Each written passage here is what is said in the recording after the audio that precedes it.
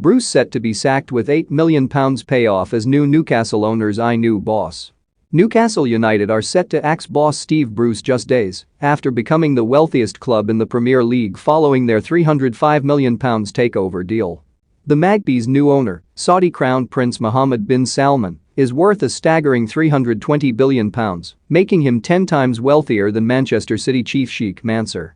He owns 80% of the club, whilst businesswoman Amanda Staveley, who helped broker the deal, owns 10% with property tycoons David and Simon Rubin owning the final 10%.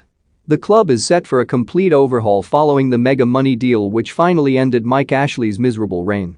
And the new regime aren't set to hang about when it comes to dumping unpopular manager Bruce.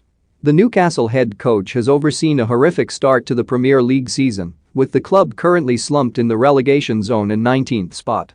Bruce has been crucified by the terraces for months as his dream job at his boyhood club has slowly descended into a nightmare.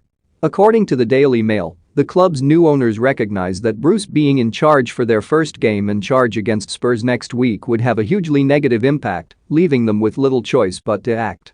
The ex-Sunderland boss is set for an £8 million windfall once the axe finally falls on him.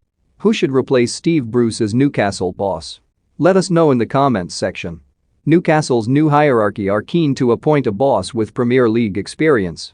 Leicester City boss Brendan Rodgers is one of the early names in the frame, although whether the club could lure him to Tyneside remains to be seen.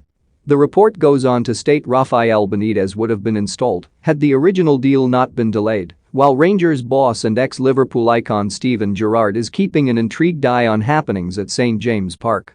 They also state that the club have sounded out legends Alan Shearer and Kevin Keegan over potential roles, thought to be ambassadorial, off the pitch following Ashley's departure. When quizzed on his future following the deal's confirmation, Bruce was brutally honest and appeared to confirm he expected the sack. "I'm happy for the club that this has gone through. It's a great night for the fans, I'm delighted for them," Bruce told Sky Sports News. "I want to continue as manager, but I have to be realistic. I'm not stupid and aware what could happen with new owners. I don't have any plans to speak to Amanda that I'm aware of." New co-owner Staveley insisted that no decisions had been made over Bruce and his position yet. "I did speak to the manager and say hello and introduce ourselves. We look forward to speaking to him over the next few days. There's an international break, so I think everybody is just relieved to have some rest before the Tottenham game." Asked about Bruce's future, she said, "We're very supportive of Steve and we've spoken to him. What we're going to do is not talk about managers or what big